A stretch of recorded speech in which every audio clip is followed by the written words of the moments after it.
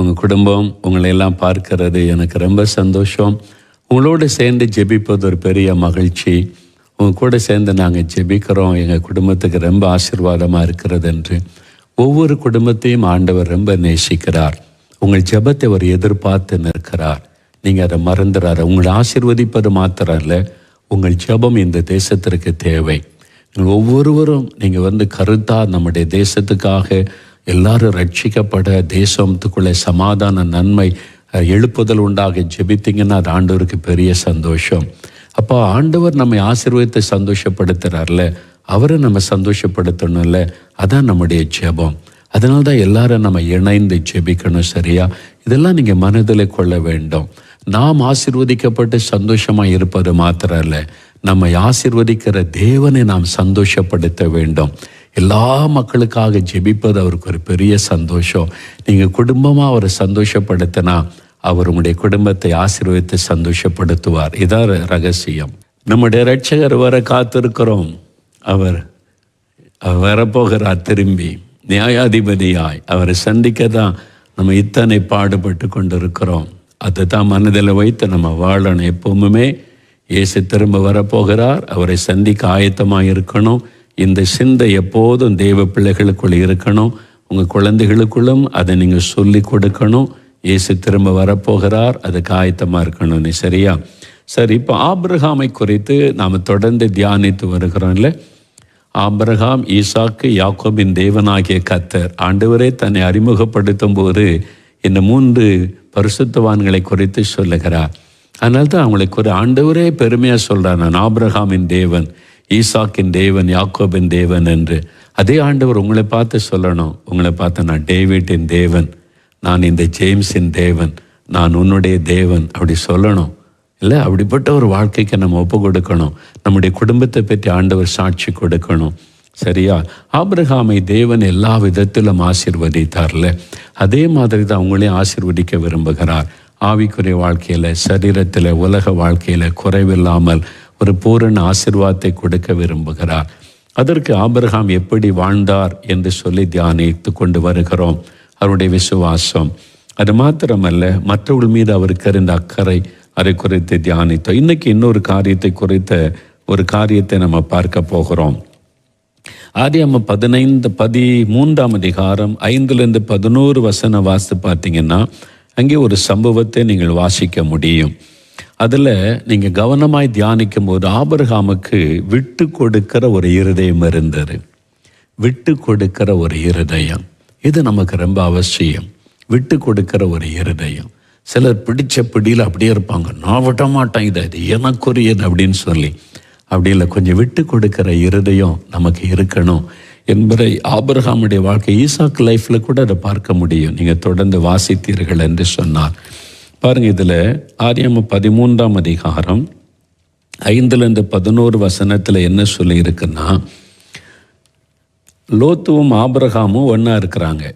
அவனுடைய சகோதரன் மகன்தான் லோத்து. ஆண்டவர் ஆபிரகாம் அழைச்சாரு, லோத்துரும் கூட வருவேன்னு சொன்னால் சரின்னு சொல்லிட்டார், வந்துட்டாங்க.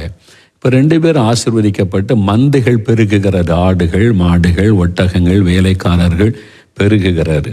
என்ன சொல்லப்பட்டது தெரியுமா? அவங்களுக்கு இருந்த செல்வத்தினால அவங்க ஒருமித்து வாழ முடியாதிருந்ததாம். பாருங்க, இந்த ஆபிரகாமுடனே வந்த லோத்துக்கும் ஆடு மாடுகளும் கூடாரங்களும் இருந்தன. அவர்கள் ஒருமித்து குடியிருக்க அந்த பூமி அவர்களை தாங்க கூடாததாய் இருந்தது. அவர்களுடைய ஆஸ்தி மிகுதியாய் இருந்தபடியால் அவள் ஒருமித்து வாசம் பண்ண ஏதுவில்லாமற் போயிற்று. ஏன்னா அவ்வளவு ஆடு மாடு மந்த ஆண்டவர் ஆசீர்வதித்து பெருக பண்ணிவிட்டார். அப்போ ஆபிரகாம் நிமித்தம் லோத்துக்கும் ஆசீர்வாதம். அப்போ 2 பேருடைய அந்த வேலைக்காரிகள் பந்தைகள் பெருகின உடனே ஒருமித்து வாழ முடியல. அந்த அளவுக்கு ஆசீர்வாதமா, கர்த்தருடைய ஆசீர்வாதம் வந்துட்டா அப்படிதான். அங்கே சேர்ந்து வாழ முடியாத அளவிற்கு பெருகி விட்டார். அப்போது வேலைக்காரர்களுக்கு பிரச்சனை வந்துட்டு, வேலைக்காரர்கள் ஒருத்தருக்கு லோத்தனுடைய மேலே இருக்கிற ஆட்கள் நல்லா இருந்தாலும் கீழே பிரச்சனை வந்துடும்ல, அது மாதிரி ஒருத்தருக்கு வாக்குவாதம் பிரச்சனை வந்து விட்டார். அப்போ இந்த பிரச்சனை ஆபிரகாமிட்ட வந்த உடனே ஆபிரகாம் அறிந்து கொண்டார், நாளைக்கு நம்முடைய சகோதரருக்குள்ளே அன்பு பாதிக்கப்பட்டு விடக்கூடாது, பிரிவினை வந்துடக்கூடாது. இப்போ ஆசீர்வாதமாக சமாதானமாக இருக்கும்போதே பிரிந்து விடலாம் என்று ஆபிரகாமுக்கு ஒரு நல்ல ஆலோசனையை ஆண்டவர் கொடுக்கிறார். அதனால் லோத்தை அழைத்தவர் சொல்லுகிறார், லோத்து, உனக்கு ஆசீர்வாதம் பெருகிட்டு, எனக்கு மந்தை பெருகிட்டு, கீழே உள்ள வேலைக்காரங்க சண்டை போடுறதுனால நமக்குள்ள ஒரு அன்பு பாதிக்கப்பட்டு விடக்கூடாது. இப்போ பிரிந்து விட்டால் நல்லது. நீ கிழக்க போனால் நான் மேற்க போகிறேன், நீ வடக்க போனால் தெற்க போகிறேன், நீயே தெரிந்து கொள் எந்த இடத்துல நீ வாசம் பண்ண போகிறாய் என்று சொல்லி. ஆபிரகாம் நினச்சிருந்தா, நான் இந்த இடத்துல தெரிந்து கொண்டேன், இது செழிப்பான இடமா இருக்குது, இந்த இடத்துல நான் தான் உன்னை கூட்டிகிட்டு வந்தேன், இது எனக்குரியது, இங்கே இருப்பேன், நீ உனக்கு ஒரு இடத்தை தெரிந்தெடுத்து போய்விடு என்று சொல்லி இருக்கலாம். ஆபிரகாமுக்கு அந்த அதிகாரம் இருக்கிறது, அந்த உரிமையும் இருக்கிறது. ஆனால் ஆபிரகாம் என்ன சொல்றார் பாருங்க, 9ஆம் வசனம், இந்த தேசமெல்லாம் உனக்கு முன்பாக இருக்கிறது அல்லவா, நீ என்னை விட்டு பிரிந்து போகலாம், நீ இடதுபுறம் போனால் நான் வலதுபுறம் போகிறேன், நீ வலதுபுறம் போனால் நான் இடதுபுறம் போகிறேன் என்றான். அப்பொழுது லோத்து தன் கண்களை ஏறெடுத்து பார்த்து யோர்தான் நதிக்கு அருகான சமபூமி முழுவதும் நீர் வளம் பொரிந்தனதாயிருக்க கண்டான். கர்த்தர் சோதோமையும் கொமோராவையும் அழிக்க முன்னே சோவாருக்கு போகும் வழி மட்டும் அது கர்த்தருடைய தோட்டம் போலவும் எகிப்து தேசத்தை போலவும் இருந்தது, செழிப்பான ஒரு இடம். அப்பொழுது லோத்து யோர்தானுக்கு அருகான சமபூமி முழுவதையும் தெரிந்து கொண்டு கிழக்கே பிரயாணப்பட்டு போனான். இப்படி அவர்கள் ஒருவரை விட்டு ஒருவர் பிரிந்தார்கள். பாருங்க, ஆபிரகாம் தான் கூட்டிகிட்டு வந்தார். அதனால் ஆபிரகாம் சொல்லியிருக்கலாம், இது செழிப்பான பகுதி, யோர்தானுக்கு பகுதியில் எனக்கு ஆடு மாடுகள் இதெல்லாம் பெருகி இருக்கிறது, எனக்கு வசதி, நான் இந்த இடத்துல இருக்க போகிறேன், நீ பிரிஞ்சு உனக்கு பிரியமான இடத்துக்கு போ அப்படி சொல்லியிருக்கலாம். அப்படி சொல்லலை. அவன் என்ன சொல்கிறான் தெரியுமா, நீ தெரிந்து கொள், உனக்கு எது வசதியை தெரிந்து கொள், நீ இங்கே போனால் நான் அங்கே போகிறேன், முதல்ல நீ தெரிந்து கொள். விட்டு கொடுக்கிற ஒரு இருதயம். பார்த்தீங்களா, நம்மளா இருந்தால் அப்படி செய்வோமா? ஒரு அண்ணன் தம்பிக்குள்ளே சேர்ந்து வாழ்ந்துட்டோம், நல்லா பிஸ்னஸ் பண்ணிட்டோம், செழிப்பாயிட்டு 4-5 கடை வந்துட்டு, வீடு வாங்கிட்டு, நிலம் வாங்கிட்டோம். உடனே என்ன பண்ணுவோம், இனிமேல் சேர்ந்து வாழ முடியாது, அடுத்த தலைமுறை வந்துட்டு பிரிச்சிருவோன்னு சொன்ன உடனே அன்றைக்கு ஆரம்பிக்கிற சண்டை 4 தலைமுறைக்கும் தொடரும். எத்தனை குடும்பம், கிறிஸ்தவ குடும்பத்தில் இந்த சொத்து தகராறுனால வந்த பிரச்சனை எத்தனை தலைமுறையாக தொடருது இல்லை? நீங்கள் யோசித்து பாருங்களேன். ஏன்னா இது எங்களுடைய பூர்வீக சொத்தை நான் விட மாட்டேன், நான் தானே சம்பாதிச்சேன், நான் தானே அதை ஸ்தாபித்தேன், நான் தானே இங்கே வந்தேன். ஆபிரகாம் சொல்லியிருக்கலாம், நான் தானே உன்னை கூட்டிகிட்டு வந்தேன், நான் தானே இடத்தை காமிச்சேன், கர்த்தர் தானே இந்த இடத்துக்கு கொண்டு வந்தார், இதெல்லாம் கர்த்தர், இந்த செழிப்பான பகுதி எனக்குரியது, நீ வேற இடம் தேடிக்க சொல்லியிருக்கலாம். லோத்து மறுக்க முடியாது, போயிருக்கத்தான் வேண்டும். ஆபிரகாம் அப்படி செய்யலை, விட்டு கொடுக்கிறான். நீ தெரிந்து கொள், என் சகோதரன், நீ உனக்கு என்ன வேணுமோ எடுத்துக்க, நான் அந்த அடுத்த பகுதிக்கு நான் போகிறேன். அவன் பார்க்குறான், கண்ணுக்கு செழிப்பாக இருக்குது, கர்த்தருடைய தோட்டம் போல இருந்துச்சான், எகிப்து தேசம் செழிப்பான தேசம், அந்த மாதிரி இருந்துச்சான். அந்த இடத்தை லோத்து தெரிந்து கொண்டான். வீட்டில் என்ன நடந்து யோசித்து பாருங்க. சாராள் சொல்லு, என்னங்க நீங்கள் எல்லாத்தையும் விட்டு கொடுத்துக்கிட்டே இருக்கிறீங்க, உங்கள் அண்ணன் மகனாக இருக்கலாம், அதுக்காக நம்ம தான் நீங்கள் கஷ்டப்பட்டு இந்த இடத்தை காமிச்சு கர்த்தர் கொண்டு வந்தார், இது கர்த்தர் கொடுத்த ஆசீர்வாதம் இல்லை, இதெல்லாம் விட்டுட்டு நீங்கள் போகணுன்னு சொல்கிறீங்க. வேலைக்காரங்க சொல்லியிருப்பாங்க, என்னையா நீங்கள் இப்படி பண்ணுறீங்க, இங்கே தானே செழிப்பை, நம்ம எங்கே போனால் நம்ம ஆடு மாடுகளுக்கு தண்ணி கிடைக்குமா என்று யாரும் பேசலை. ஆபிரகாம் என்ன முடிவெடுக்கிறாரோ சரியானதாக இருக்கும், பரவாயில்ல, விட்டு கொடுக்கட்டும். அங்கே சாராள் முறுமுறுத்திருந்தால் எழுதப்பட்டிருக்கும். பாருங்க, யாருமே ஒன்றுமே சொல்ல. ஆபிரகாம் தேவனுடைய மனிதன், அவன் ஜெபம் தீர்மானம் எடுக்கட்டும். நிறைய குடும்பத்தில் இந்த பெண்கள் தலையிட்டு சமாதானத்தையே கெடுத்துருவாங்க. ஆண்கள் கூட விட்டு கொடுப்பாங்க, என் சகோதரன் தானே எடுத்துகிட்டு போட்டும் பரவாயில்ல அப்படின்னு சொல்லுவாங்க. ஆனால் பெண்கள் தூண்டிக்கிட்டே இருப்பாங்க, அவங்க குடும்பத்தவரை கூட்டிகிட்டு வந்துடுவாங்க. நீங்கள் சொல்லுங்கள், இவருக்கு ஒன்றும் தெரியல, ஏமாற்றிட்டு போயிடுவாங்க, இவர் ஏமாளி, ஆபிரகாமை ஏமாளி இல்லை. தேவன் ஆபிரகாமோடு இருக்கிறார். அந்த விட்டு கொடுக்கிற இருதயத்தினால தான் ஆபிரகாமை கர்த்தர் ஆசீர்வதித்தார். நீங்கள் அதை புரிந்து கொள்ளணும். அது ஏமாளித்தனம் அல்ல, விட்டு கொடுக்கிற ஒரு இருதயம், அதான் தேவனுடைய இருதயம். அதனால தேவன் உங்களை ஆசீர்வதிப்பார் என்கிற விசுவாசம் உங்களுக்கு இருக்க வேண்டும். இந்த சொத்துக்கள் அதல்ல, கர்த்தருடைய ஆசீர்வாதம் நிரந்தரமானது என்பதை குறித்த விசுவாசம் உங்களுக்கு இருக்க வேண்டும். எனக்கு ஒரு குடும்பத்தை, நிறைய கிறிஸ்தவ குடும்பங்களை தெரியும். இந்த சொத்து பிரச்சனையினால பிரிந்து கிடக்கிற குடும்பங்கள், அண்ணன் தம்பிக்குள்ள அன்பற்ற தன்மைகள், கசப்புகள், இதெல்லாம் தெரியும். சில இடத்துல பெண்கள் நல்லா அது அவங்க தீர்மானம் எடுக்கட்டும், அண்ணன் தம்பி ஒருத்தருக்கு ஒருத்தர் என்ன விட்டு கூட செய்யட்டோன்னு ஒதுங்கி இருந்துருவாங்க. நம்ம சமாதானமாக இருப்போம், அதை அண்ணன் தம்பி பார்த்துக்கிட்டோம், அவங்க பிரித்து கொள்ளட்டோன்னு. சில பெண்கள் அப்படி இல்லை, விட்டு கொடுக்க மாட்டேன், இது நம்ம சொத்து, நீங்கள் கஷ்டப்பட்டீங்க, நீங்கள் உழைச்சிங்க, எப்படி விட்டு கொடுக்கலாம், அவங்க அண்ணன் ஏமாத்துறாரு, தம்பி ஏமாத்துறாரு அப்படின்னு பெரிய பிரச்சனை உண்டாக்கிடுவாங்க. குடும்ப சமாதானமே பாதிக்கப்பட்டு பேச மாட்டாங்க, பிரிந்து போயிடுவாங்க, ஆசீர்வாதத்தை இழந்து போவாங்க. நம்ம அப்படி இருக்கக்கூடாது. இயேசுடைய இருதயம், விட்டு கொடுக்கிற ஒரு இருதயம் ஆபிரகாமுக்கு இருந்தது. அது மாதிரி பல குடும்பம் எனக்கு தெரியும், நான் சாட்சியாக சொல்ல முடியும். ஒரு குடும்பத்தில் அண்ணன் தம்பி பிஸ்னஸ்ஸு, அப்போ சேர்ந்து பிஸ்னஸ் பண்ணாங்க. இப்போ பல பிஸ்னஸ் வளர்ந்துட்டு பல ஸ்தாபனங்கள் வந்துட்டு வியாபாரம் பெருகிட்டு, அப்போ அவங்களுக்குள்ள இதுக்கு மேலே சேர்ந்து வாழ முடியாது. அடுத்த தலைமுறை வந்துட்டு பிள்ளைகள் வந்துட்ட பிறகு அவங்களும் பெரிய ஆளாகி பிஸ்னஸ் பண்ணுற அளவு வந்துட்டால் சேர்ந்து வாழ முடியாது, பிரித்து தான் ஆகணும் ஒரு ஏற்ற காலத்தில். அப்போ பிரச்சனை வருது, இப்போ மோதல் வருது, உரசல் வருது, சமாதானம் பாதிக்கக்கூடாது, பிரித்து கொள்ளலாம். நீ வரும்போது ஒருத்தர் கேட்குறாங்க, எனக்கு இதெல்லாம் வேணும், நான் சம்பாதிச்சேரு. அப்போ நியாயமான பிரிவினை இல்லை, சரிசமமாக தானே பிரிக்கணும். 2 பேரும் உழைச்சிருக்கிறோம், 2 பேரும் கஷ்டப்பட்டோம், 2 பேரும் ராத்திரி பகலாக பிரயாசப்பட்ட, சரிசமமாக பிரிக்கணும்ல. இல்லை எனக்கு இதெல்லாம் வேணும், இதெல்லாம் நான் உருவாக்குனது ஆரம்பத்தில், 2 பிள்ளைகள் இதை விடக்கூடாதுன்னு இருக்கிறாங்க. இந்த சகோதரர் பாருங்கள், தேவனுக்கு முன்பாக ஒப்புக்கொடு, சரி நீங்கள் என்ன எடுக்கணுமோ எடுத்துக்கொள்ளுங்க, எனக்கு கொடுக்கறத கொடுங்க, நான் சந்தோஷமாக ஏற்றுக்கொள்ளுகிறேன். அப்படி குடும்பத்தார் ஏற்றுக்கொண்டாங்க. சரி, சந்தோஷமாக என்ன தருவாங்களோ தரட்டும், அது கர்த்தர் நமக்கு ஆசீர்வதிப்பார், நம்மளை ஆசீர்வதிக்கிறவர் கர்த்தர் என்று ஒப்பு கொடுத்து. அதனால சகோதர அன்பு நிலைத்திருக்கிறது, குடும்பங்களுக்குள்ள அன்பு நிலைத்திருக்கிறது. பாருங்க, அவங்க ஜெபம் பண்ணி ஆரம்பிச்சாங்க, சின்னதை கர்த்தர் பல மடங்காய் பெருக பண்ணி விட்டார். எனக்கு தெரியும், நான் கண் கூட பார்க்கிறேன், பல மடங்காய் பெருக பண்ணி விட்டார். இன்றைக்கி அவங்கள்ட்ட கேட்கும், இந்த லாக்டவுன் காலத்தில் எப்படி இருக்கேன், பிஸ்னஸ் ஃபேக்ட்ரிலாம் மூடி கிடக்குது, வேலையெல்லாம் இல்லாமல் இருக்காங்கன்னா, அவங்க சொல்கிறாங்க, எங்களுக்கு ஆள் போதாமல் புது ஆளை நாங்கள் எடுத்திருக்கிறோம், பிஸ்னஸ் பெருகி விட்டது, புதுசு வாகனம்லாம் வாங்கியிருக்கிறேன், என்னுடைய பிஸ்னஸின் எல்லை இந்த லாக்டவுன் காலத்தில் பெருகி விட்டது. அந்த நல்ல இருதயம் எனக்கு அவங்களை தெரியும். ஒரு விட்டு கொடுக்கிற இருதயம் இருந்ததுனால தேவன் இவளை பல மடங்காய் ஆசீர்வதித்திருக்கிறார், நஷ்டப்பட்டு போகலை. அதனால் விட்டு கொடுக்கறதுனால நீங்கள் குறைவுபட மாட்டீங்க, நீங்கள் இழந்து போக மாட்டீங்க. அறிந்து கொள்ளுங்க, ஆபிரகாம் விட்டு கொடுக்கிற இருதயம் உள்ளவராக இருந்தார். குடும்பங்கள் என்று வரும்போது விட்டு கொடுக்கிற இருதயம் இருக்கணும். பெண்கள் முக்கியமாக நீங்கள் விட்டு கொடுக்கணும். நீங்கள் சொல்லணும் ஆண்கள்கிட்ட, இதுக்கெல்லாம் சண்டை போடாதங்க, அண்ணன் தம்பி ஒரு சமாதானம் ரொம்ப முக்கியம், விட்டு கொடுத்துருங்க, உங்கள் தம்பி தானே, உங்கள் அண்ணன் தானே, உங்கள் உறவு தானே, இதை வச்சு ஒரு பிரச்சனை வேண்டாம், நமக்குள்ளே நம்ம குடும்பங்களில் சமாதானமாக இருப்போம்.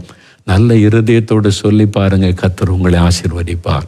விடமாட்டேன், என் சொத்து, எங்கள் பரம்பரை சொத்து, எங்களுடைய தகப்பனார் சொத்து, நான் விடமாட்டேன், எனக்கு அப்படிலாம் வேண்டாம். கர்த்தர் உங்களை ஆசீர்வதிப்பார்.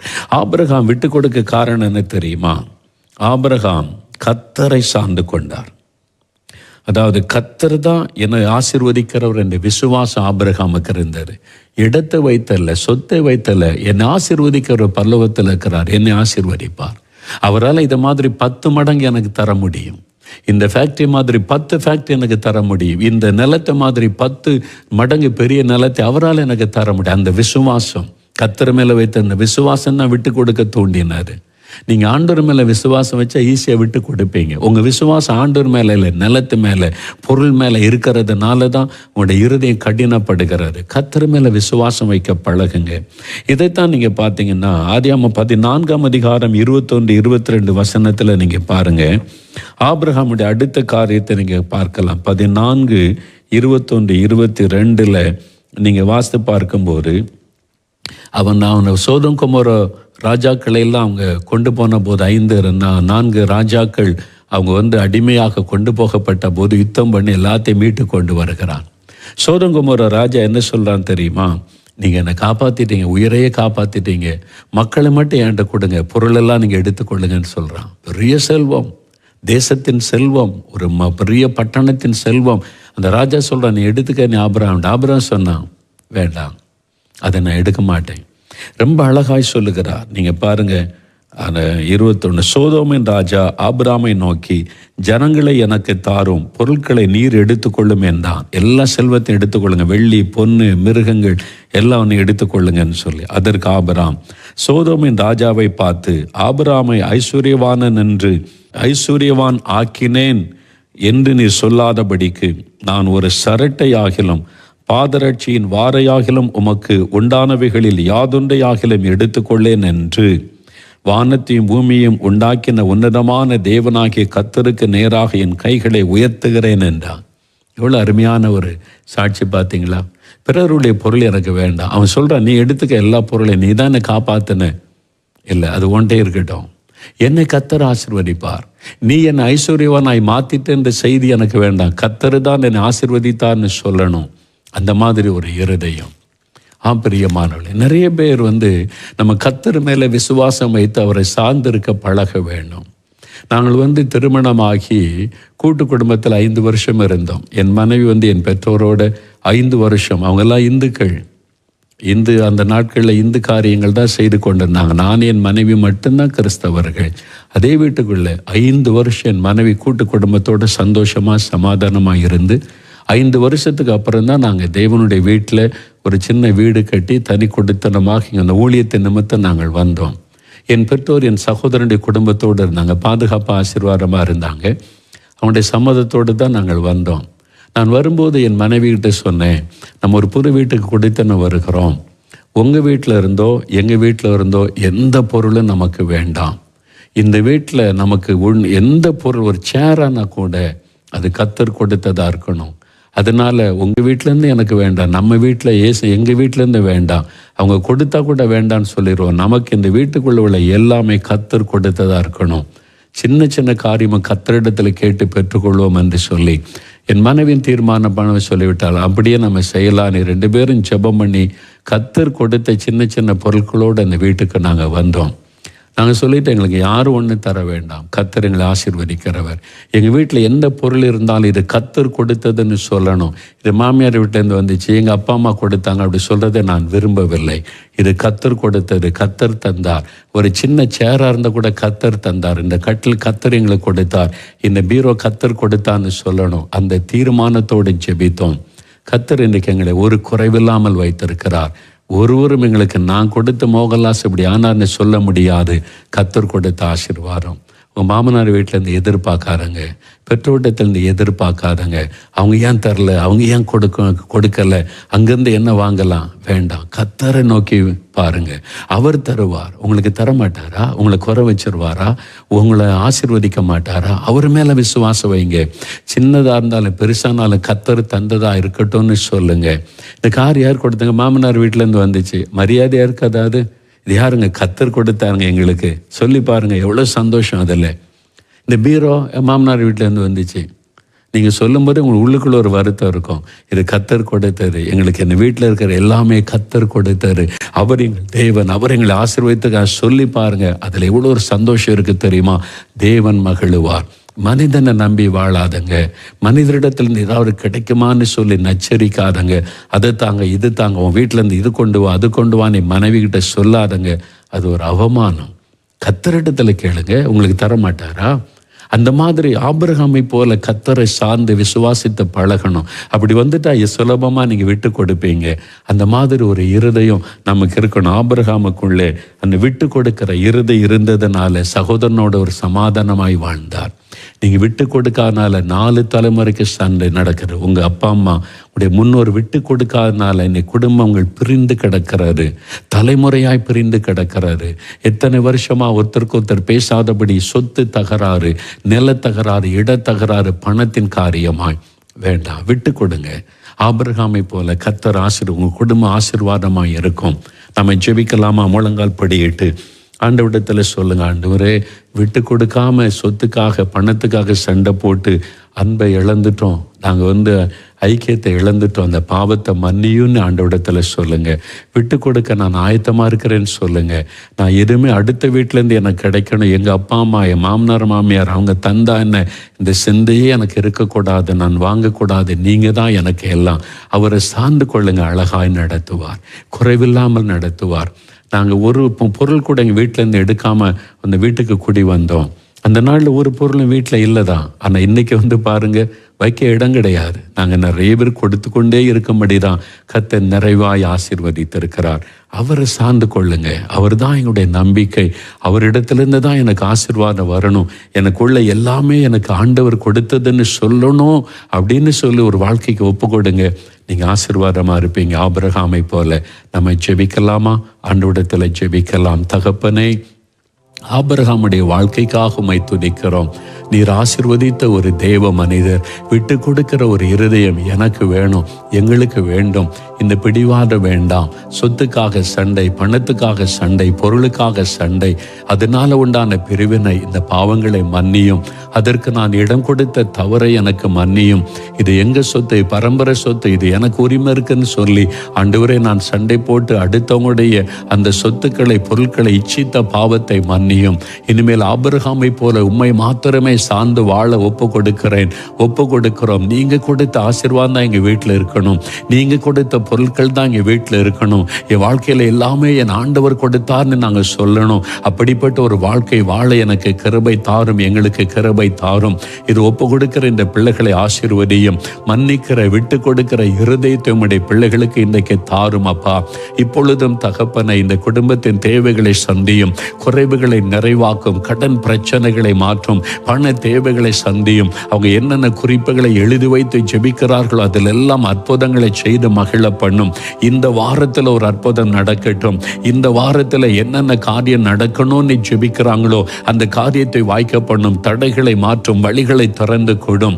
கற்பத்தின் கனிக்காக ஜெபிக்கிற பிள்ளைகளுக்கு அந்த ஆசீர்வாதம் உண்டாகட்டும். திருமண காரியம் நடக்கணும்னு ஜெபிக்கிற பிள்ளைகளுக்கு அதை வாய்க்க பண்ணும். வியாபாரம், தொழில், வேலை, பிள்ளைகள் படிப்பு, எந்தெந்த காரியத்துக்காக ஜெபிக்கிறாங்களோ இயேசுவின் நாமத்தில் அத்தனை காரியத்திலும் அற்புதங்கள் நடக்கட்டும். சபையை ஆசீர்வதி, எங்களுடைய கிராமத்தை ஆசீர்வதியும். எழுப்புதல் எங்களுடைய சபையில், கிராமத்தில், எங்கள் ஊரில், எங்கள் பட்டணத்தில் உண்டாகட்டும். எங்கள் தமிழ்நாட்டை ஆசீர்வதியும். எழுப்புதல் அக்னியை போடும். இந்தியாவை பாதுகாத்துக் கொள்ளும். இந்தியா முழுவதும் அந்த பரிசுத்த அக்னி ஊற்றப்பட எழுப்புதலை காண கிருபை தாரும். எங்களை ஜெபிக்கிறவர்களாய் தொடர்ந்து ஆசீர்வதியும். தினந்தோறும் குடும்ப ஜெபம் பண்ண எங்களுக்கு கிருபை பலன் தாரும். இயேசு கிறிஸ்துவின் நாமத்தில் ஜெபிக்கிறோம் பிதாவே. ஆமென்.